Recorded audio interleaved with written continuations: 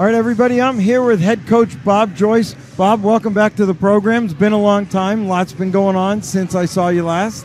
Yeah, thanks, Lewis. And again, thanks for your help up in Daytona the last couple of weekends. It's been great to have a pro like you there. I loved it. So, speaking of Daytona, the program growth.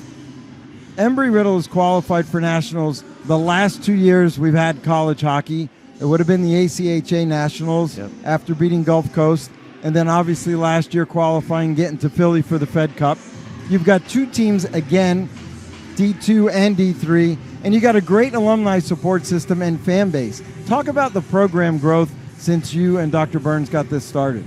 Yeah, it's been quite amazing to see and then to hear, every meeting we're in on campus. Ken and I both work at Embry-Riddle, and everybody brings up hockey constantly, so it's great that's on on their minds all the time. And even the governor. Even the governor was saying, "Go Eagle hockey" the other day. That's right. So thank you, Governor DeSantis, for the support. It was really. Ken has done great work off the ice. As you know, he's doing things like first responders nights and veteran appreciation nights, and just really engaging the community. And then we don't recruit at all. Just kind of word of mouth, and parents will come by and stop by my office, and they'll be on a tour for the school with their son or daughter. We've got a girl playing on the D3 team, and they'll ask some questions about flying things, which I can answer, and hockey things, which I can answer. So, and it's just grown that way, and they support us. The local families support. The families that aren't local will send money, and when they come into town, they'll help out with everything. So it's just been a really great experience, and kudos to a lot of people behind the scenes that do such great work. And I got to experience the world-famous Embry-Riddle peanut butter and jelly sandwiches there that your family makes. You got a great spread out there for the kids in intermission. Yeah, it's so nice for the families to do all that work. I don't really think about it. It's there. We don't have to tell them anything. They step up and volunteer their time and resources and really support these kids. And I know the alumni that have played, like Minervini and Marks, a lot of those kids that played here have still stayed in touch with the program. They still watch. I saw Ryan Marks. If you're watching tonight, hope you're doing well. He jumped on the chat the other night. He's like, Jack Boken is my favorite player. Yeah, it's great. There's been a lot of support, and we're going to have a alumni game this year. And the guys that founded the program back in the early 90s are going to kind of take the reins with that and develop it into a weekend event. I think it's centered around homecoming. And it's nice to see then our recent graduates, guys that I got to coach and interact with, that they're still supporting the program, and we look forward to seeing those guys. So let's talk about this season. 3 games at home to get started. You're 2-1, 2 against the Gators where you split, and an amazing game a week ago Friday night. Came back down 2-0 early, tied the game, took the lead in the third when I thought the place was going to explode. The Gators came back and tied it, and then with 1.7 seconds left, Costanzo, beautiful backhand shot.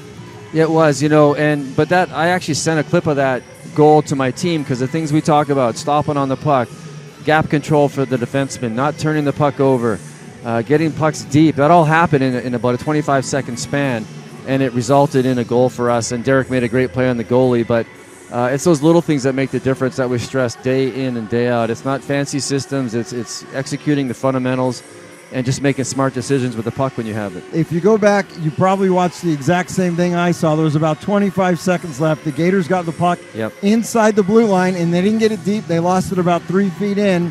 Then Embry-Riddle came down, and then the rest of it was history. They turned it over, and I mean, everybody was tired at that point. It's the first game for everybody, so there's fatigue. But both Gator players kind of went for a skate when they turned the puck over. Noah Austin actually stopped, got the puck, went on a rush, dumped it in. I mean, there's only 20 seconds left, but forced it, and it goes your way sometimes. We've lost the game in the last second overtime in the past as well, so it's what comes around goes around. So that brings us up to last night, where you trailed 1-0 after one. You outshot UCF 13-6, but the power play we talked about started the season 0 for 12, scored late last week against the Gators, but last night was 2 for 8. You had a 30-shot second period. That's unbelievable pressure.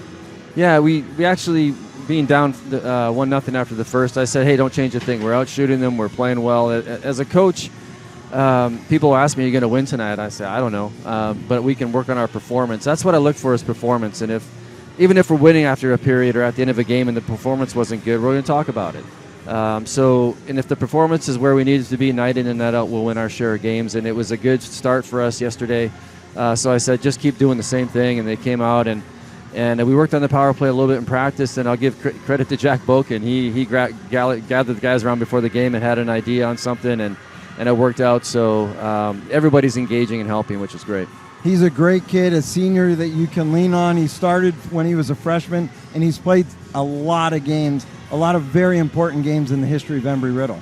He is. He's a real big part of our program, obviously. He's one of the better defensemen in the league. He's been all-conference a couple of times, and a good kid, like you said, and we're really fortunate to have him. And you've had great goaltending again. You had a great goaltending last night. How do you do that? You've got 3 goaltenders. You just kind of like plug them in, and they're all about the same. Yeah, and goalies are tough because you just can't throw them in for a couple of shifts like you can with and interchange them in the lineup. I learned early on in my coaching that splitting a game in half doesn't usually work out too well for anybody. They don't like it, but I like everybody to play, and you need to get them game ready. It's just like the skaters. There's a different level of conditioning and intensity when you're playing a game versus practice. So we just rotate them right now, and last year at different points of the season, they each stepped up at different times, and we're kind of taking the lead. And we've been very fortunate to have good goaltending in all my time coaching at Embry-Riddle. Well, speaking of good goaltending, you want to tell everybody who's starting tonight? Yeah, we got Mac Beatrice in goal tonight. All right, so Beatrice in goal for the Embry-Riddle Eagles. I want to thank you always. You're an awesome guy, a great coach. Embry-Riddle is in great hands with this man and Dr. Burns. And even though your name is Joyce, it doesn't end in a vowel. Anthony and I want to make you an honorary Italian. Oh, lovely. So we have first night, opening night, cannolis for you and the boys. Oh, thank you so much. But again, good luck tonight. Thanks for everything you do. You're a great asset to college hockey, not just at Embry-Riddle, but everywhere. Thanks, Lou. Same to you. All right, thanks. For all of your mortgage needs, think Seminole Money Tree. Our dedicated staff delivers exceptional one-on-one service that is second to none in the industry. Yes, the American dream of homeownership is alive and well, but it takes the right team to make it happen. We offer FHA, VA, and conventional financing anywhere in the state. For more information, visit us at SeminoleMoneyTree.com, established 1986.